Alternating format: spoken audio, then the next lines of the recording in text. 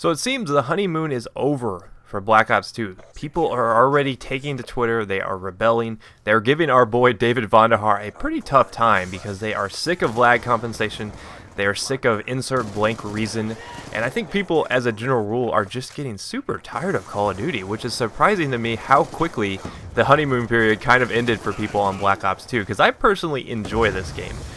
Now this is a 70 kill gameplay here on Nuketown 2025, and if you've been around my channel since the Black Ops 1 days, you'll know that I love me some Nuketown. I've always felt like it's a very simplistic map that's really easy to control. You know what's going on, you know, it's more about being in the right position, you know, having gun skills, stuff like that. I've always loved Nuketown. Now in a lot of people's eyes, it's really easy to rack up a lot of kills, but let's face it, it's fun to play on Nuketown. I mean, that's just the reason why so many people do enjoy this map, and that is Nade City right there. That's a very, very dangerous hardpoint, and hardpoint's one of my favorite game types in Black Ops 2. I found it to be very enjoyable. When I first played it, I was not a huge fan of it. I was like, you know, just kind of like a glorified headquarters, but it actually turned out to be quite fun. In this particular gameplay, I do get 70 kills though, and I'm using the low kill streaks. I'm using the Guardian turret, the Lightning Strike, and the care package, and I found that the Guardian turret works really, really well in Hardpoint. So if you're looking for some good Hardpoint techniques, the Guardian turret will rack you up a lot of score rewards, especially when you get assists. You know, you'll see me throughout this video when I put it in high traffic areas.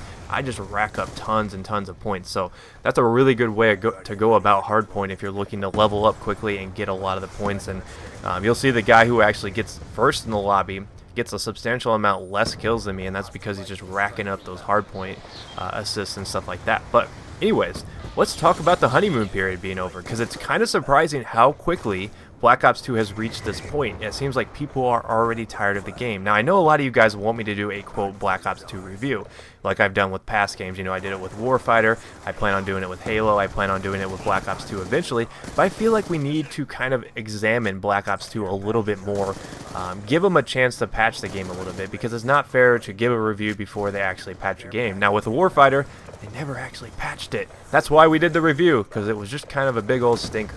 But Black Ops 2, I think it has the potential to get a lot better. Now you'll notice I'm using the MSMC, which I consider one of the best guns in the game, but it's an SMG, and SMGs pretty much rule the day in Black Ops 2. There's no doubt about that. I know a lot of you guys disagreed with me when I said SMGs were the best class of weapons in the game. I don't think there's any really denying that, guys. A lot of your engagements are up close, and the SMGs just shoot so quickly, they do so much damage that they tend to get, quote, a little overpowered. I think that's one of the things they'd like to see a lot of people would like to see David Vonderhaar address in a future patch. That and the fact that you can use laser sight on a lot of these, which makes them just a hip-fire monster. And you know, from my Battlefield 3 videos, you do not give me a weapon that can fire from the hip like that, because I love hip fire. And on PC, I just rule the day with these SMGs. I really do enjoy using them. And I'm actually kind of surprised how well I've been able to adjust to Black Ops 2 on PC. And I've actually enjoyed it quite a bit. I'm one of the few people I think could go out and say that I don't have a ton of problems with this game. Now, I haven't played a lot on console. I've split a lot of my time between Xbox and PC, but PC is really my lead platform right now just because the controller to me feels so much more clunky.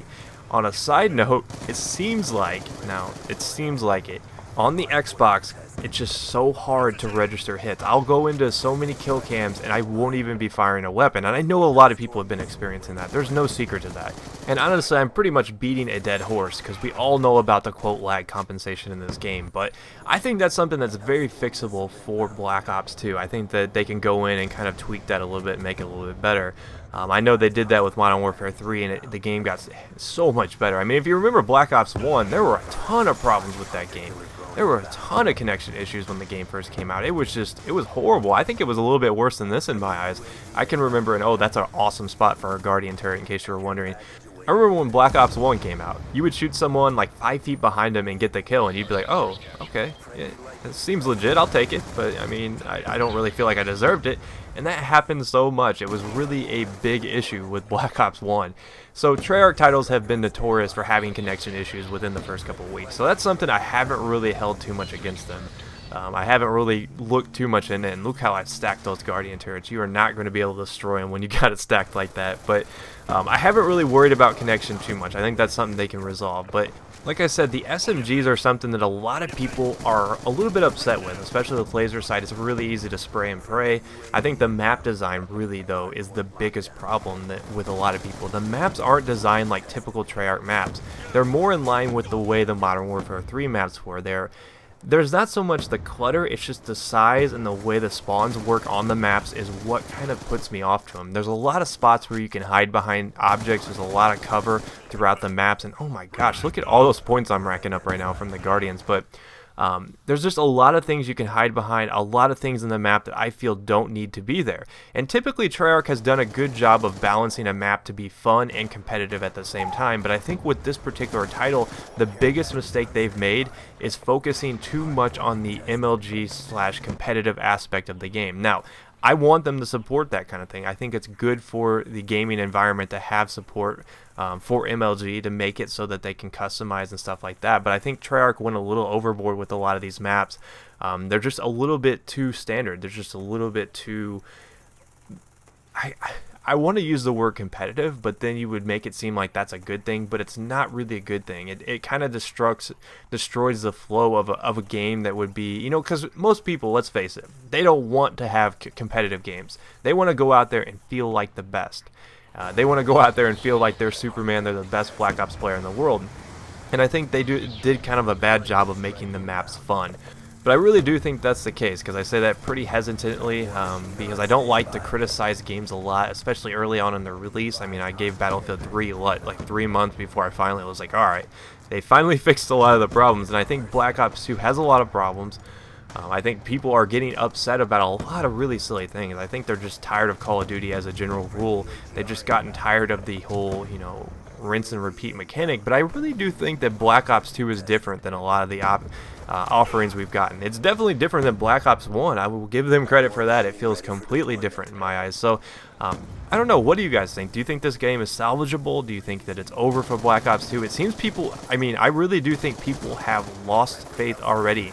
And this never happens this early on. I mean, shoot, we're only a week into launch. It's been out for what, 6 days? Tuesday or Monday night, I guess, will be the 7th day of the game's release, and people are already like, oh, this game sucks, you know, I don't want to play anymore, you know, Treyarch did a horrible job with this game, it's just the lag compensation, etc., etc. So I want to know what you guys think. Do you think it's too late to fix this game? Because I personally like it, but I think the biggest problem is the maps. So leave a comment down below if you missed any of my other videos. Now's a good chance to catch up. I'll see you guys next time. Peace.